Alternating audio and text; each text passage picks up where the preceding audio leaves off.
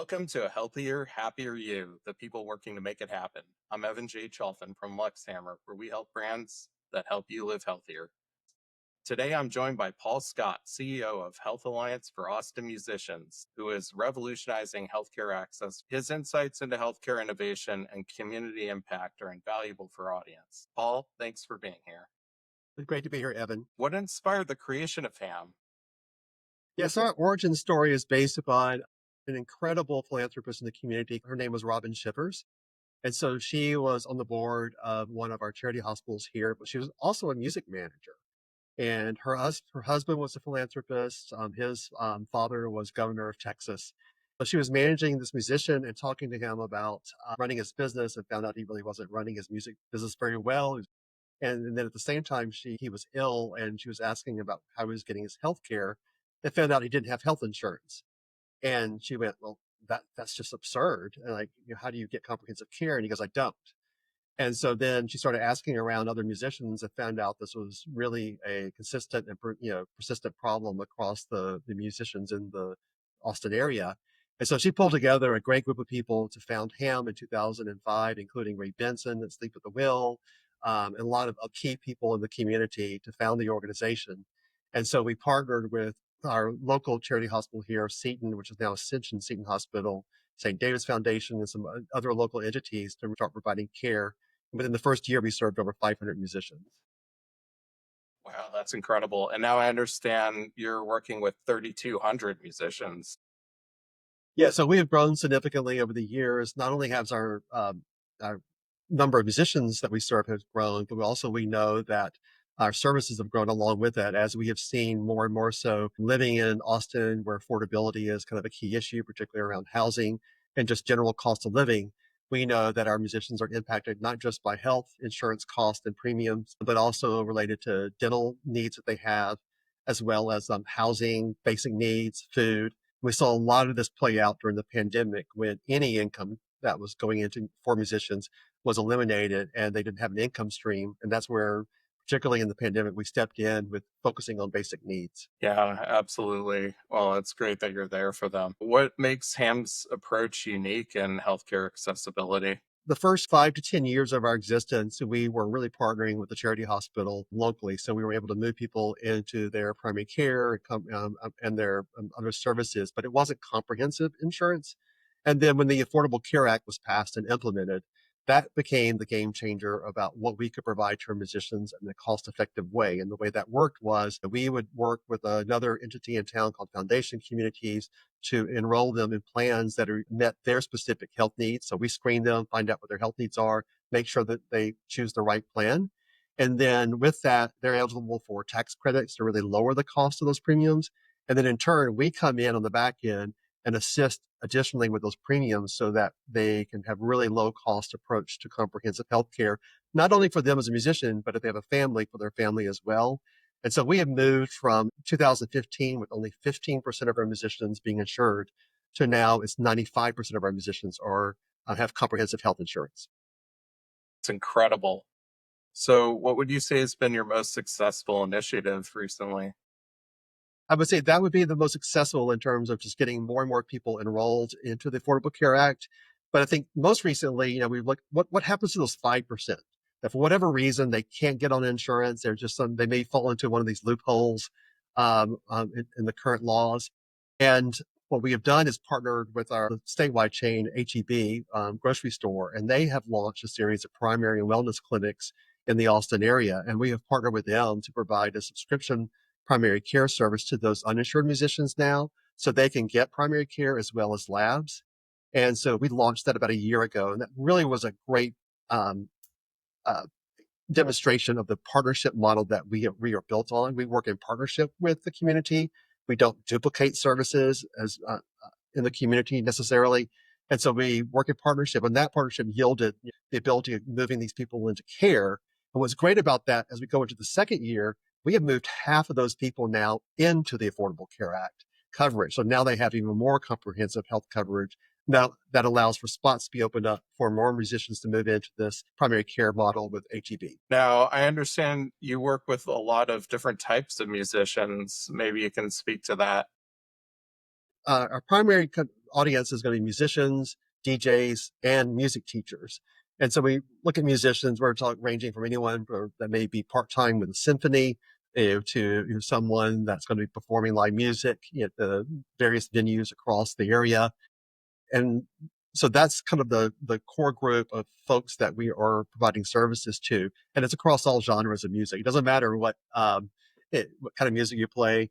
We work hard to make sure that our musicians, if they are gigging, that they can get qualified to be a member. And essentially, it's pretty straightforward. If you're going to be a musician, we kind of look at what you're doing and kind of what income you're pulling from that. We know musicians are usually working 2 to 3 jobs on top of that, and so we're very flexible in that way.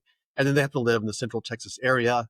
And then as well, they have to kind of have an income less than 400% of the federal poverty level, which is fairly high because like for an individual, that's around $60,000 in total household income. And then for families, in terms of the number of members of your family, it goes up from there. What's your biggest challenge in expanding healthcare access? We're just finishing up our current strategic plan at the end of this year. And so we're launching our new process for 2026. And we started that conversation before November of last year. And so we were looking at, okay, what are our opportunities to enhance, expand our services? And with the current happenings at the federal level, and particularly what we're seeing probably is going to happen with the Affordable Care Act, we're looking at preserve and protect as a key focus right now going forward to making sure that we continue this really critical program. That's our first challenge there, is how to maintain that program and make sure our musicians continue to have access to that comprehensive care that they desperately need. And then our second challenge is we have a very substantial dental program for our musicians. And that funding is going to be shifting and away from adult dental services. And so the concern there is how are we going to plug in that hole to support our musicians in maintaining their dental care, because we partner with over 160 dentists in the community, over 60 practices that support our musicians with discounted dental services. Are you addressing those challenges? Uh, as best as possible, trying to get ahead of the game. We're in conversations with some key funders, supporters in the community about some transition funding as we go into 2026. We're really looking at this impact happening in 2026, not this year. We've got to jump on it now. Looking at those stakeholders that believe in the work that we're doing and knowing the importance of it and sustaining this work. And then, of course, we're going to be working and advocating to our elected officials to be able to maintain these tax credits and the ACA in such a way so that we're not dropping people off of health insurance. And then also, we're looking at going into a new planning process and looking at our direction over the next several years. We're going to be creative in what we can do and looking at, okay, what's something that's typically not on the radar for a nonprofit in particular. HAAM has always been really good about being creative in that manner. We serve a very creative audience of clients. At the same time, we mirror that with being creative how we approach the work that we do. And so we're putting things on the table now. We've gathered together a group of folks in the business community, brainstorm like what happens in the health insurance field, what happens over here in the medical field. And so we're just really putting a lot of things in play and kind of seeing what are some models maybe that we could adapt or adopt, that would make sure that we can continue these vital programs. Yeah, and I'm curious, what common misconceptions do you see about musician healthcare? Some people think when people hear that a musician is a HAAM member, they think you have to pay to be a member. Our services are free. And so that's the local misconception that we work to make sure that any musician knows that they can come in and apply for our services and then make sure they qualify for them. But we don't want to have this relationship like calling them client or patient. That just doesn't work in terms of who we're working with and the relationship that we have, because it's very dynamic and engaging. And so the other misconception is that people assume that musicians are very engaged, social, they're getting all this connections in the community. But you got to think about them being kind of pulled back, even they're in live music, they're pulled back, they're on a stage, there's that wall of separation between the audience and the musician. And one thing that we know is that our musicians sometimes are very isolated because they're not gigging all the time. It's not like a work where they're going 24/7, or they may be having additional jobs. So their lives are kind of disparate in terms of people they're interacting with. And so we've been working bringing our musicians together and to socialize. One great thing is the community came together and supported HAAM moving into our new HAAM headquarters. It was launched with a very generous gift from the estates of the founder, Robin Shivers, and her husband. And with that, we kind of built this facilities to bring musicians in and to socialize. And one great example was yesterday was National Pancake Day. We had pancakes here for our musicians. We've been doing this for about 2 years. We do it every other month. And the first time we had it last year, we didn't know what to expect, but a couple of people brought their instruments. They started jamming, and the next one more came, brought their instruments. And then it became just this really great social interaction. And we were also able to connect with musicians that maybe didn't have anybody in their life. And like one example was this musician. He was very quiet, very reserved, very introverted, right on stage. So we started connecting with him, found out he didn't know how to drive, didn't have a car. It was very difficult for him to get around. So we got him hooked up with driving lessons, and then he got a car. And then all of a sudden now he's really kind of integrating himself into the community more. And we've helped him kind of get to that place of losing that isolation and getting connected. Some of these are great ideas for other organizations that might just be starting out. Do you have any advice for them? Sometimes the simple is best. It doesn't mean much, to kind of pull people together and have coffee and pancakes and create an opportunity for people to connect. So that's critical. Listening to the needs directly from our musicians. That's something as I came into the organization, we developed a musician advisory committee to help inform us. So we kind of run things through them first. Like, okay, are we looking at this the right way, or what should we be considering? And that has just yielded more than we ever expected.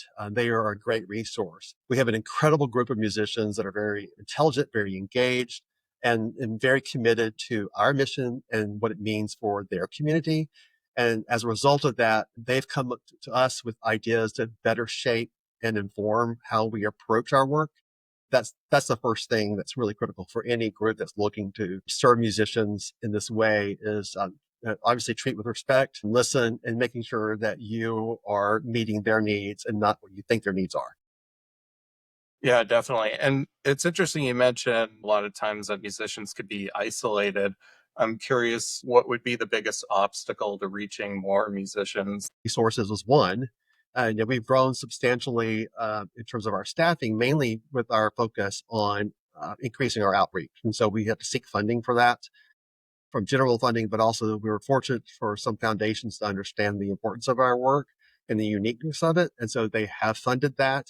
So we've reached out into non-traditional music communities, like the non-binary, email, obviously musicians of color, the queer community, and connecting with them and bringing them to the table so that they feel part of HAM. Because the musician community in Austin is fairly male dominated, as most of the music industry is in some areas, male dominated and white. And so that's where we have really focused of diversifying not only our approach, but also looking at how we're diversifying who is a HAM member, so that they can find community here for themselves. Yeah, definitely. Another note, how are you handling the increasing healthcare costs?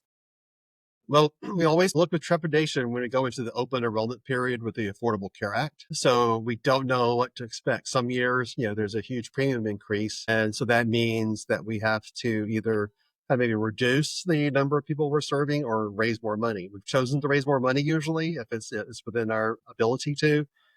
We've been fortunate over the past couple of years where the way the ACA works is like you got to have a benchmark plan that's fairly relatively cost effective, but also very comprehensive. In the last 2 years, we've had a local plan here that has met those guidelines, and then they've actually dropped. And so all the other insurers benchmark off of that. And so we've been fortunate in the last couple of years that we've been able to expand the number of people. This year in 2025 is the most we've ever served with assistance, particularly premium assistance for musicians. Yeah, uh, that's really important. What makes it challenging to stand out in the nonprofit space? We have a little bit more luxury here in Austin based upon the reputation HAM has. I've been in the nonprofit community here in Austin since 2006 and joined the organization in 2021. Um, it's a very esteemed organization built upon the initial founding by Robin Shivers just because of who she was.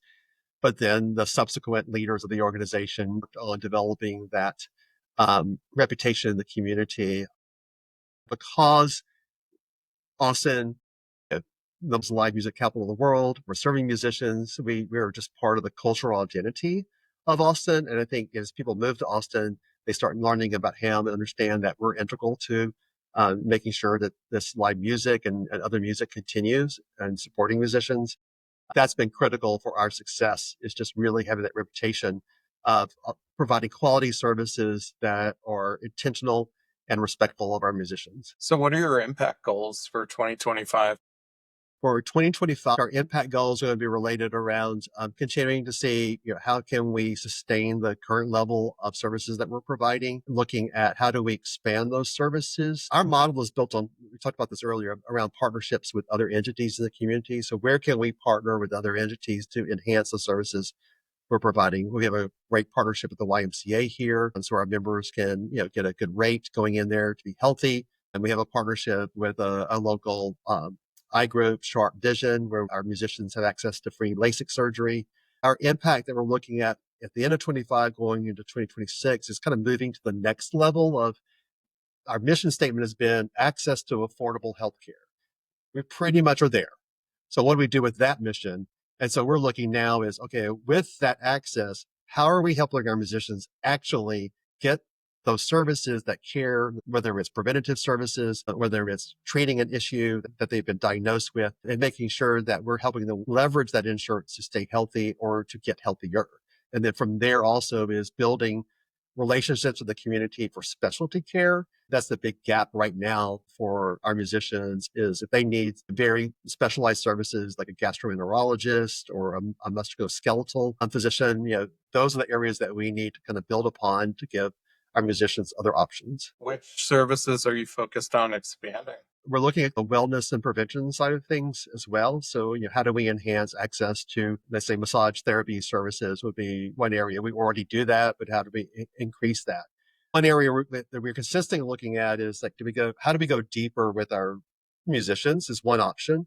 So do we expand how much we're supporting with our premium assistance program, for example? The other option that's critical as well is people are asking, like, expanding to the music industry, sound engineers, managers, lighting folks, all the different components that bring music to the community.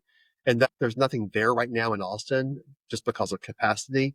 So we're looking at what are our options there potentially of expanding into the music industry. Yeah. And how are you thinking about reaching more musicians? Our musician advisory committee is really critical to that. They serve as ambassadors within the community. And as a result, they're able to connect. They're also able to identify opportunities, resources, and for us to kind of attend or get engaged with so that we can connect with different communities, different genres of the that are in the community as well. We've got a great hip hop community here in Austin, but it's not really necessarily celebrated or kind of out front by kind of generally in the community. And so I know they're working on that. Other groups are working on that on the industry side. And how do we, make sure that we're a resource for that community, for example. And then we also continue this outreach specifically in terms of our storytelling. That's one thing that's very compelling about HAM is, yes, we can say facts and figures all day long, but it's really the storytelling about the impact of what we do is critical. It's the impact on the musician's health, but it's also impact on their career. There's so many stories to tell about when someone may have a hand injury, didn't know where to go. We connect them with a hand surgeon, or if it's very complex, we partner with Musician Treatment Foundation, and then they've got a host of doctors nationally that could do more complex surgeries for musicians. So with that partnership model, it really allows us to connect our musicians to more services. And so we really want to make sure that as we do this outreach in an intentional way in the community, meeting them where they are, first of all, is critical, as well as, making sure that we're respectful of kind of what their needs are and understanding. Like, for example, we tailor our communication, like this, communications around what does a woman over 40 need to look at? What does a man over 50 need to look at? We call it kind of our set list for health. And so it's very tailored to different populations. And so I think that's one way we like to engage uniquely with our community. as well as just really kind of letting people know that, particularly younger musicians, that seem invincible, having health. Why do I need to have health insurance? Well, you take the case of Felipe, who's a drummer here in Austin. Felipe was having all these symptoms. He was dealing with alcoholism. He addressed the alcoholism first. And so as he sobered up, he more and more realized he was drinking to drown the pain, didn't know what the pain was. Someone referred him to HAAM. He got access to health insurance for HAAM, went to go deal with the symptoms that he had been kind of drowning with alcohol. And with that, he found out he had a diagnosis of cancer, testicular cancer, got it taken care of, 27 years of age, and recovered, and is thriving and working here in Austin as a musician. And I joke about this all the time when I've been working with complex health issues and for 30 years in nonprofits. And when I first joined HAM, people would say, musicians would come up to me, be in the grocery store or it could be in a music store or something. It's like, oh my gosh, you're with HAM. You saved my life. And I'm thinking in my head, when I first joined, I was like, well, what does that really mean? And then I said, well, tell me more about that. They would tell me these stories, exactly what I just told you about Felipe. And I realized we actually did, because if they hadn't had that access to comprehensive care, they would have gone undiagnosed. They could have moved into stage 4 cancer or a metastasized tumor, and they would have died. So it's that impact that we have, and that storytelling really makes it relevant to people to understand, like, go just get your preventative checkup. It's free in terms of it's 100% covered under the ACA, and put your mind at ease. And so you can go forth, create, and play music. Yeah, that's an incredible story. And I'm so glad that he got the help that he needed. So you work with some really great partners. I'm curious what your approach is to partner development. Our approach to partnership development is understanding the impact. So for every dollar that we spend based on our partnership model, we pull in $7 of in-kind services across the board. So last year alone, we track all this actually. And we pulled in over $16 million in in-kind care and services 2024. That is a huge benefit to the community. So when we go to a partner, we say, if you're part of this, you're going to be part of this equation of really helping us leverage the health insurance that people have, so that you can serve them, maybe build them through their health insurance. If it's outside the health insurance arena, we do like to see where we can find discounted services. And our approach usually is like, we want to keep the, music in Austin alive and well. And we want you to be part of that because it's so unique to the cultural identity of Austin. And with that, our reputation as well about how we tell our stories, how we integrate our partners as part of that story as well, and giving them kind of a highlight and how they're part of this support for our working musicians. That's also resonates with anyone that we're approaching to kind of be a new partner for the organization. That's great. So, what healthcare trends excite you the most? The wellness part of healthcare excites me the most in terms of prevention. We have an opportunity there. You mentioned earlier, what are some impacts maybe we could look at moving forward? That's one area. I look at that in terms of, we just did a really deep dive in our data over the years. And what we've seen is that the longer someone is a member of HAM and has healthcare coverage, the more they're using their preventative care services, um, as they learn how to use insurance. We have great team members that help people navigate the health insurance system. As many of us know, it's very challenging for people to actually use their health insurance sometimes, with denials or questioning and processes and deductibles. And so we walk our musicians through all that. And then over time, they're able to use their insurance more, stay healthier. And so as we look at the trend, how do we get people out more in terms, goes back to that partnership with the YMCA, for example, or working with a kind of a rock climbing group or bouldering project here in Austin. What can we do there to give people options to stay healthy?